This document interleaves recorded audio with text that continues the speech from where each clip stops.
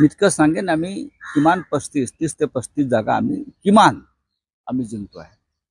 त्यासाठी एक्झिट पोलची गरज नाही. आम्ही जमिनीवरचे कार्यकर्ते आहोत.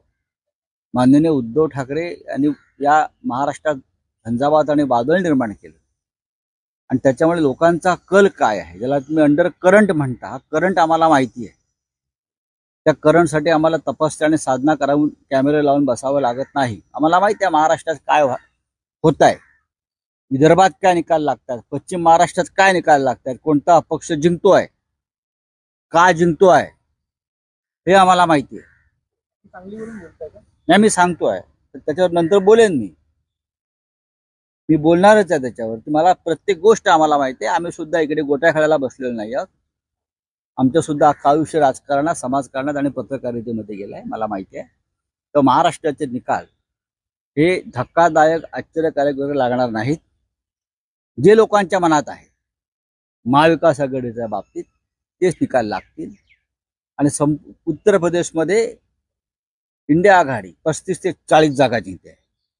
हा खरा एक्झिट पोल आहे. संजय राऊत सांगलीच्या जागेवरून बोलले आहेत की सांगलीवर आम्ही सविस्तर बोलणार, आम्ही गोट्या खेळायला बसलो नाही, आम्ही सुद्धा राजकारण करतोय. कोणी पण गोट्या खेळायला नाही बसलेले आहेत राजकारणामध्ये. सगळेजण राजकारण करायला झालेले आहे.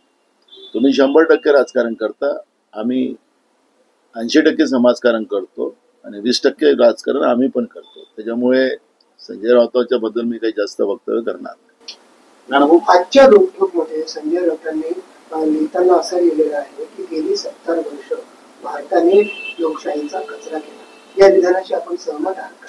कसं पाहतोय या विधानाला आपण कसं पाहता? आपण सहमत आहात? काय म्हटलं? गेली 70 वर्षे भारताने लोकशाहीचा कचरा केला असं विधान आजच्या रोखोकमध्ये संजय राऊत यांनी केलं. 70 वर्षात भारतात लोकशाहीचा कचरा झाला असं ते म्हणतात. एकंदरीत काँग्रेसचं जो शासन होतं त्याकडे त्या दृष्टीने पाहता तुम्हाला कसं वाटतं ते त्यांच्या त्या विधानात? ज्या शाळेत शिकला संजय राऊत, ती शाळा काँग्रेसने निर्माण केलेली होती. त्याच्या गावात पिण्याचं पाणी, दवाखाना, त्याचा बाळातपणचा दवाखाना झालं ते काँग्रेसने निर्माण केलेलं होतं. आणि बाबासाहेब आंबेडकरांचं संविधान टिकवण्याचं कामही काँग्रेसनेच केलेलं आहे. त्यामुळे मी त्यांच्यावर काय प्रतिक्रिया द्यावी? संजय राऊत अतिविद्वान आहे आणि कालच ते लंडनहून आलेले आहेत. त्यामुळे अजून तिथून काय जास्त शिकून आले